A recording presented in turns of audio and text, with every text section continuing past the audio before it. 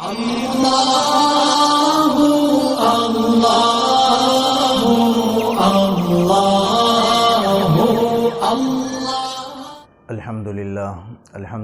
وکفا وسلام علی عبادہ الذین اصطفیٰ، اما بعد، بسم اللہ الرحمن الرحیم۔ قنت رسول اللہ صلی اللہ علیہ وسلم فی الفجر شہرا۔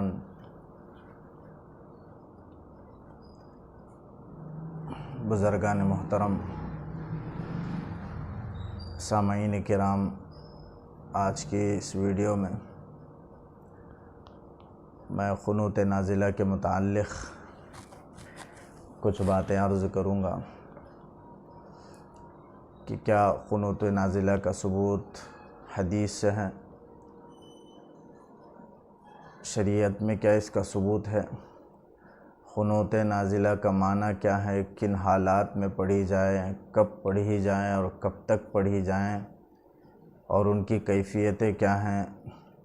اور دعا کیا ہے، ان 4-5 باتوں کے متعلق عرض کروں گا۔ پہلی بات، قنوت کا ثبوت حدیث سے، شریعت سے ہے۔ قنوت نازلہ اللہ کے رسول صلی اللہ علیہ وسلم نے پڑھی ہے، بخاری، مسلم کی، ابو داؤد کی، سیاہ ستہ کی حدیث کی کتابوں میں مروی ہے کہ آپ صلی اللہ علیہ وسلم نے ایک مرتبہ قبیلہ ریل اور ذکوان اور عصیہ، ان 3 قبیلوں کے جو بنو سلیم کے قبیلے ہیں، اللہ کے رسول نے بد دعا فرمائی ہے، اور مسلم کی روایت میں بنی لحیان بھی ہے، ان پر اللہ کے رسول نے بد دعا فرمائی ہے۔ واقعہ یہ ہے کہ غزوہ احد کے 4 مہینے کے بعد سن 4 ہجری میں مشرکین، کفار، منافقین رسول اللہ صلی اللہ علیہ وسلم کی خدمت میں آئے اور کہنے لگے کہ ہم مسلمان ہیں، ہم نے اسلام کو قبول کر لیا ہے، لہٰذا ہمارے علاقے میں دعوت و تبلیغ کے لیے، ایمان کی، قرآن کی تعلیم کے لیے آپ ہمارے لیے چند صحابہ کرام کو روانہ فرمائیں۔ تو اللہ کے رسول صلی اللہ علیہ وسلم نے ان کے کہنے پر 70 صحابہ کرام کو، صحابہ کہتے ہیں کہ کنّا نسمیہم من القراء، ہم ان کو قراء کر کے نام رکھتے تھے، قراء کہا کرتے تھے، تو 70 قراء کو اللہ کے رسول صلی اللہ علیہ وسلم نے روانہ فرمایا، اور وہ کفار منافقین لے جا کر کے جب قبیلے ایک جگہ بئر معونہ جہاں ہے وہاں پہنچے، اور پہنچ کر کے ان 70 صحابہ کرام کے ساتھ غداری کی اور ان کو قتل کر دیا، شہید کر دیا۔ اللہ کے رسول صلی اللہ علیہ وسلم کو اطلاع ملی تو بہت تکلیف ہوئی آپ صلی اللہ علیہ وسلم کو کہ 70 صحابہ کرام کو جو حفاظ اور قراء تھے شہید کر دیا گیا ہے، لہذا آپ صلی اللہ علیہ وسلم ان کفار کے بد دعا میں 1 مہینہ تک ان کے خلاف دعا فرمائی، یعنی ان کے لیے بد دعا فرمائی ہے 1 مہینے تک اللہ کے رسول صلی اللہ علیہ وسلم نے۔ تو بخاری سے، اور وہ قبیلہ ریل ہے، ذکوان کے افراد تھے وہ، تو اس لیے اللہ کے رسول نے ریل، ذکوان اور عصیہ، ان 3 بنو سلیم کے قبیلوں کے لیے اللہ کے رسول نے بد دعا فرمائی ہے۔ تو حدیث سے قنوت نازلہ کا ثبوت ہے، شریعت میں اس کا ثبوت ہے، لیکن قنوت نازلہ احناف کے پاس تو صرف فجر کی نماز میں ہے۔ قنوت نازلہ کا معنی ہے، قنوت کے معنی ہیں دعا کے ہیں، اور نازلہ کے معنی نازل ہونے والی مصیبت، پریشانیاں۔ تو جو نازل ہونے والی بلائیں، مصیبتیں، وبا اور مسلمانوں کے قتل عام، ان سب کے کرنے والوں کے لیے دعا، یعنی بد دعا، تو قنوت نازلہ کا یہ معنی ہے۔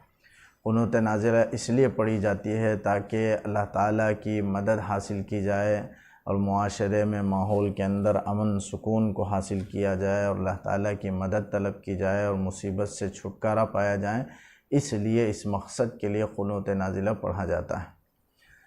اور یاد رکھیں کن حالات میں پڑھیں، سخت مصیبت میں، عمومی بلاؤں کے، اجتماعی مصیبت کے وقت میں پڑھی جا سکتی ہے، مصائب شدیدہ اور عامہ کے وقت میں اسے پڑھی جا سکتی ہے۔ عام حالات میں قنوت نازلہ نہیں پڑھی جا سکتی، بلکہ سخت سے سخت حالات میں اور اجتماعی مصیبت اور بلا کے موقع پر قنوت نازلہ پڑھی جا سکتی ہے۔ اجتماعی مصیبت ہو، یہ امت پر دشمن کی طرف سے ظلم و ستم کو ڈھایا جائے یا دشمنوں کا غلبہ ہو جائے، یا یہ جو مصیبت ہے قتل عام کی شکل میں ہو یا بلاؤں اور مصیبتوں کی شکل میں ہو، جیسے شام وغیرہ کے حوالے سے معلوم ہوتا ہے کہ طاعون وغیرہ بیماری کے پھیلنے کے وقت میں بھی قنوت نازلہ پڑھی جا سکتی ہے، تو اس وباؤں بلاؤں مصیبتوں کے وقت میں بھی پڑھی جا سکتی ہے۔ تو طاعون جیسی بیماری ہو، جیسے آج کل ہمارے یہاں کرونا ہے، کہ اس وبا کو ختم کرنے کے لیے بھی یہ قنوت نازلہ پڑھی جا سکتی ہے، لیکن یاد رکھیں عام حالات میں نہیں پڑھی جا سکتی۔ اور پھر یہ اتفاقی بات ہے کہ پرسوں 2 دن پہلے فلسطین پر جو حملہ ہوا، اور کئی 250 افراد اس میں شہید ہو گئے۔ اب وہاں لاشیں مسجد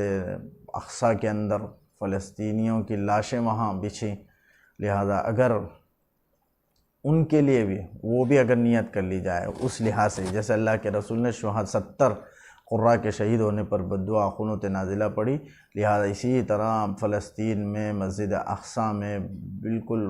محترم جگہ میں مسلمانوں کی جو قتل عام ہوئی ہے اس کی بھی اگر نیت کی جائے کہ یہودیوں کے لیے بددعا کے طور پر، اور اسی طرح کرونا کی وبا کے ختم کرنے کے لیے، یہ 2 مقصد کے لیے قنوت نازلہ ضرور پڑھی جا سکتی ہے۔ اور سب ائمہ سے، سب لوگوں سے درخواست ہے کہ اپنے جہاں بھی جماعت کے ساتھ نماز ہو پڑھے، یا تنہائی انفرادی طور پر ہو، انفرادی طور پر بھی نمازوں میں پڑھیں، اور عورتیں بھی اپنی نمازوں میں دوسری رکعت کے بعد جیسے طریقہ عرض کروں گا کہ کب پڑھیں، وہ سب ہر ایک پڑھ کر کے یہودیوں کے لیے، ان منافقین اور اسلام دشمن اور مسلمانوں کے دشمن، سخت ترین دشمن یہودی ہیں، ان کے لیے بددعا کریں۔ تو اس موقع پر خاص کر ضرور پڑھی جا سکتی ہے، یہ سخت حالات ہیں۔ اور یاد رکھیں یہ مسجد اقصیٰ شعائر اسلام میں سے ہے، مسجد حرام ہے، مسجد نبوی ہے، مسجد اقصیٰ ہے، اللہ کی مسجدیں ہیں، یہ سب شعائر اللہ میں داخل ہیں، اور شعائر اللہ کی تعظیم ہونی چاہیے۔ وَمَن يُعَظِّمْ شَعَائِرَ اللَّهِ فَإِنَّهَا مِن تَقْوَى الْقُلُوبِ، جو شاعر اللہ کی تعظیم کرے یہ دل کے تقوی کی بات ہے، لہٰذا یہ تعظیم ہونا چاہیے اور احترام۔ اگر تعظیم اور احترام ہو تو پھر وہاں جو بھی اگر مسلمان ہوں ان پر جو مصیبتیں آئیں آدمی پریشان ہوگا، لیکن ہمارے لیے کوئی پریشانی نہیں ہے۔ تو مطلب یہ ہے کہ تعظیم اور احترام مسجد اقصیٰ اور مسجد اقصیٰ کے اطراف آباد لوگوں کی ہمارے دل میں احترام نہیں ہے، لہذا ایسا نہیں ہونا چاہیے۔ بالکل ہم بھی پریشان ہوں، جیسے حدیث میں اللہ کے رسول نے فرمایا کہ تمام مسلمان ایک جسم کی طرح ہیں، اگر جسم کا ایک عضو اگر درد اور تکلیف محسوس کرتا ہے تو پورا جسم درد اور تکلیف محسوس کرتا ہے۔ اسی طریقے سے ان اشتکا عینہ ان اشتکا کلہ، اللہ کے رسول نے فرمایا اسی طرح جہاں کہیں بھی مسلمان بھائی پریشان ہوں اسے اپنی پریشانی سمجھے اور ان کے پریشانیوں میں اور غم میں شریک رہیں۔ لہذا اب ہمارے لیے احترام اور محبت کا، ان سے درد کا اور غم میں شریک ہونے کا ایک ہی طریقہ ہے۔ دور رہ کر بھی ہم غم میں شریک ہو سکتے ہیں، لیکن طریقہ یہ ہے کہ اب اور دوسری بات یہ ہے کہ ہمارا حق بھی بنتا ہے، چونکہ ہم مسجد اقصیٰ ہے، ہمارا پہلا قبلہ ہے مسلمانوں کا، اور وہاں کے آباد وہ مقدس جگہ ہیں، وہاں کے رہنے والے مقدس ہیں، لہذا ہمارا حق بنتا ہے کہ ضرور ہم ان کے حق میں دعا فرمائیں، جیسے مکے میں دعا ہوتا ہے، مسجد حرام میں، مسجد نبوی میں مسجد اقصیٰ کے لیے دعا ہوتی ہے، لہذا ہم پر بھی یہ لازم ہے، یہ حق ہے، مسلمان اسلامی فکر رکھتے ہوئے مسلمان ہونے کے ناطے ہم پر یہ حق ہے کہ ہم مسجد اقصیٰ کی نجات کے لیے اور اس کے غلبے کے لیے اور اس کی فتح کے لیے ہم دعا کریں، اور وہاں کے رہنے والوں کے لیے ہم دعا کریں، ضرور ہم دعا کریں اللہ سے۔ لہذا یہ موقع اچھا، لیکن ہمارا یہ ہے کہ ہم دعاؤں میں ان کو یاد نہیں کرتے، تہجد میں یاد نہیں کرتے، افطار کے وقت میں یاد نہیں آتا، تاخراتوں میں ہم ان کو یاد نہیں کرتے۔ بالکل ان مقدس جگہ میں رہنے والے مسلمانوں کو نہتے ہم نے الگ کر دیا، نہتے کر دیا، ایسا نہیں کرنا چاہیے، بلکہ ہم ان کے ساتھ رہیں اور ان کے غم میں شریک رہیں، اور ہمیشہ تاخراتوں میں معتکف حضرات دعاؤں میں، تہجد میں، نمازوں میں قرآن کریم کی تلاوت کے بعد ہر موقع پر مسجد اقصیٰ کے لیے دعا کریں، فتح کے لیے، غلبے کے لیے، وہاں کے مسلمانوں کی نجات کے لیے، ان کی حفاظت کے لیے، وہاں کے بچوں کی، عورتوں کی، مردوں کی، نوجوانوں کی، بوڑھوں کی، ہر ایک کی حفاظت کے لیے دعا کریں، وہاں کے ان کے گھر بار کی، عزت و آبرو کی، دکان مکان کی حفاظت کے اللہ سے دعا کریں، اس مقدس مقام مسجد اقصیٰ کی حفاظت اور اس کی فتح اور اس کے غلبے کی اللہ سے کہ یہودیوں کے قبضے سے نکال کر کے مسلمانوں کے قبضے میں دے۔ اس لیے ہمارا حق بنتا ہے کہ ہر ایک دعا کرے، ورنہ حق تلفی ہوگی، ہم نے اس حق کو ہم بھلانے والے ہوں گے۔ لہذا ضرور ہم مسجد اقصیٰ کے لیے دعا کریں کہ اللہ تعالیٰ ان کو فتح نصیب کرے اور وہاں کے رہنے والوں کے اللہ مسلمانوں کی مدد کرے اور ان کی حفاظت کرے۔ تو یہ قنوت نازلہ اس سخت حالات میں ضرور بھی ضرور پڑھی جا سکتی ہے اور پڑھیں، جیسے دارالعلوم کا فتویٰ بھی آیا ہے کہ ضرور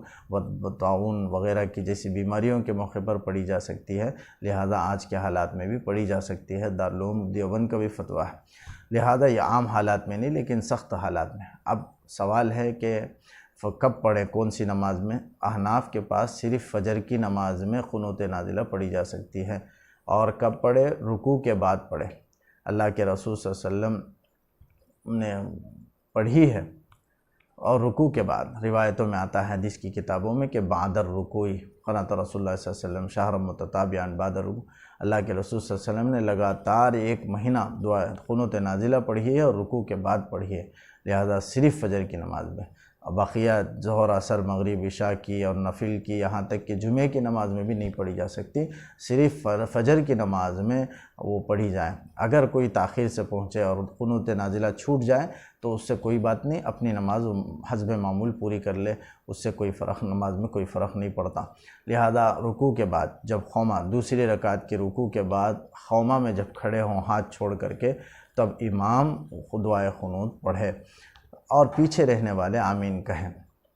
تو بہرحال قنوت کو خوما میں رکھا گیا، سجدے میں نہیں، حالانکہ دعا کی قبولیت اور اللہ سے آدمی قریب ہوتا ہے سجدے کی حالت میں، تو قنوت نازلہ سجدے میں نہیں رکھی گئی بلکہ قنوت نازلہ رکوع میں، خوما میں رکھی گئی، رکوع کے بعد خوما میں، تاکہ صرف مقصد یہ ہے کہ مقتدی حضرات بھی دعا میں شریک ہو جائیں، گرچہ آمین کہہ کر ہی صحیح لیکن شریک ہو جائیں، تو لہذا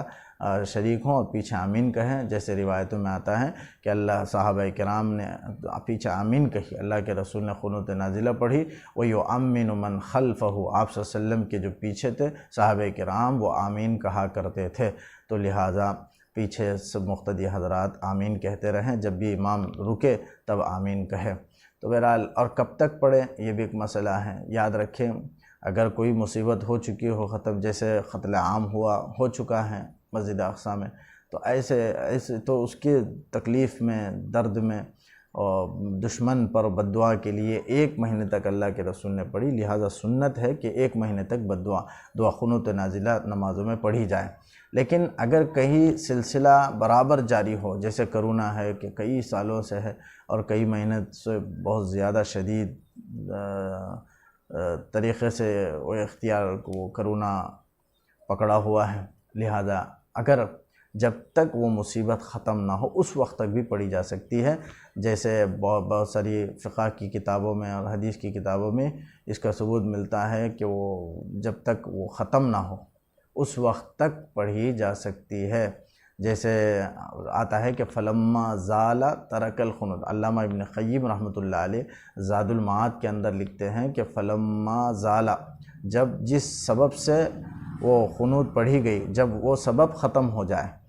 تو ترک القنوت، قنوت کو چھوڑ دیں۔ تو معلوم ہوا ان علامہ ابن قیم رحمۃ اللہ علیہ کے قول سے معلوم ہوتا ہے کہ جب تک 1 مہینے کی قید نہیں، 2 مہینہ، 3 مہینہ، 4 مہینہ، 5 مہینہ، جب تک وہ بلا مصیبت رہے تب تک قنوت نازلہ پڑھی جا سکتی ہے، تو سبب کے ختم ہونے تک وہ قنوت نازلہ پڑھی جا سکتی ہے۔ اور یاد رکھیں قنوت نازلہ میں کوئی مخصوص دعا ثابت نہیں ہے، بلکہ حدیث میں ہے 3 دعائیں ہیں، 3 طریقے سے یا کئی طریقے سے قنوت نازلہ وارد ہوئی ہیں، ان میں سے جو کوئی بھی پڑھ لے ثابت ہو جائے گا۔ بہرحال ایسا اس سے خلاصہ یہی معلوم ہوتا ہے کہ الفاظ اس میں مختلف ہو سکتے ہیں، جملے جیسے شتت شملہم اللہم خالق بین کلمتہم وزلزل اقدامہم، اے اللہ ان کے آپس میں دشمنی پیدا کر دے، ان کے قدموں کو اکھاڑ دے، وفرق جمع ان کے جماعت میں انتشار پیدا کر دے، اور وکسر اعمارہم وخرب آجالہم ان کے موت کو قریب کر دے اور ان کی عمارتوں کو توڑ دے۔ اس طرح جو بد دعا ہیں یہ بھی حدیث سے رسول اللہ صلی اللہ علیہ وسلم سے ثابت ہیں، لہذا بغیر کسی جھجک اور پریشانی کے ان جملوں کو بھی پڑھا جا سکتا ہے، اور حدیث سے الفاظ بھی ثابت ہیں لہذا۔ لیکن حضرت ابن تیمیہ رحمۃ اللہ علیہ لکھتے ہیں کہ آدمی اس وقت جو مناسب ہو وہ دعا کرے، الفاظ یہ حدیث کے بھی ہیں، اور اس کے ساتھ اگر شامل کرنا چاہے کچھ الفاظ حالات کے مناسب کوئی اگر شامل کرنا چاہے تو بھی کر سکتا ہے۔ جیسے آج کرونا کا زمانہ ہے تو آدمی دعا کر سکتا ہے کہ اللہم انجنا وانجی اخواننا فی بلادنا من الوباء والبلاء اللہم ارفع عنا البلاء والوباء بجاہ سید المرسلین صلی اللہ علیہ وسلم۔ اس طرح ایک دو الفاظ جو کرونا کے سلسلے میں، وبا کے سلسلے میں ہیں، اس کے ساتھ ملایا جا سکتا ہے، لہذا ملا کر کے اگر پڑھ لے تو پھر وہ بھی اس کی بھی گنجائش ہے، اگر نہ پڑھے تو بھی ٹھیک ہے۔ بہرحال مخصوص دعا جو بھی اگر پڑھی جا سکتی ہے، کوئی بھی جو حدیث میں ہے جو مختلف طریقے سے منقول ہیں، لیکن 26 صورتیں ہیں، اس میں اگر کوئی یہ دعا 26 صورتوں میں ایک قنوت نازلہ ہے، صفحہ نمبر 190 پر 4 میں، کہ اگر کوئی وہ قنوت نازلہ بھی پڑھ لے تو بھی ٹھیک ہے، وہ بھی حدیث سے ثابت ہیں، لیکن اس کے ساتھ اللہم لا تسلط علینا من لم یرحمنا کے بعد یہ اللہم ارفع عنا البلاء والوباء بجاہ سید المرسلین صلی اللہ علیہ وسلم یا رحمن یا رحیم یا اللہ، اس کا اضافہ کیا جا سکتا ہے، لہذا کر کے پھر اس کے بعد دعا کرے اللہم اعز الاسلام والمسلمین اللہم انصر الاسلام والمسلمین، یہ دعا کرے۔ اور پھر یاد رکھیں جہرن یہ دعا ثابت ہے، جہرن کرے تاکہ مقتدیوں کو اس دعا میں شریک کر لیا جائے، جیسے اللہ کے رسول صلی اللہ علیہ وسلم سے صحابہ روایت کرتے ہیں، اسی وجہ سے کہ آپ صلی اللہ علیہ وسلم نے جہرن فرمائی، تو لہذا جہرن ثابت ہے۔ اور پیچھے مقتدی آمین کہے، جیسے اس سے پہلے میں نے کہا کہ وہ یؤمن من خلفہ، جو پیچھے ہو وہ آمین کہے اور جہرن پڑھے۔ حضرت عمر سے بھی ثابت ہے جہرن پڑھنا، وجہر بالدعاء، اللہ کے حضرت عمر رضی اللہ عنہ نے بیہقی میں ہے، سنن بیہقی میں کہ حضرت عمر رضی اللہ عنہ نے قنوت نازلہ میں جہر فرمائی، وجہر بالدعاء کر کے روایتوں میں منقول ہے، لہذا دعا کا۔ اور پھر بعض یہ غلطی کرتے ہیں کہ ایسے بد دعا کے موقع پر یا رحمان یا رحیم کا اضافہ کرتے ہیں، اب اضافہ نہ کریں، بلکہ وہ وبا کے ختم کے دعا کے لیے اللہم ارفع عنا البلاء والوباء اس کے ساتھ یا رحمان یا رحیم ملایا جا سکتا ہے، لیکن مشرکین پر، یہودیوں پر، منافقین پر بد دعا کے وقت میں یا قوی یا عزیز یا قہار، اس طرح کے جو اللہ تعالیٰ کے صفت قہاریت پر، صفت طاقت و قوت پر، اس کے اخذ اور گرفت پر جو کاملیت رکھنے والے ہیں مفہوم، ایسے مفہوم کو، ایسے جملوں کو کہیں یا رحمان یا رحیم، یہ تو بد دعا کے خلاف ہے، لہذا یا عزیز ہو یا قہار ہو یا قوی ہو، اس طرح اللہ تعالیٰ کے ناموں کو پکار کر کے اللہ تعالیٰ سے دعا کرے اور ان کے لیے ان یہودیوں پر بد دعا کرے تو قنوت نازلہ پڑھی جا سکتی ہے۔ تو یہ قنوت نازلہ کے متعلق چند باتیں تھیں، اللہ تعالیٰ سے دعا ہے کہ اللہ تعالیٰ قنوت نازلہ پڑھنے کی اور شاعر اسلام کے احترام کی اور اس کے لیے مسجد اقصیٰ کے لیے دعا کی، اللہ تعالیٰ ہمدردی کی، وہاں کے رہنے والوں کے لیے ہمدردی کی اللہ ہمیں توفیق دے اور وہ جذبہ، وہ احترام ہمارے اندر پیدا فرمائے۔ وآخر دعوانا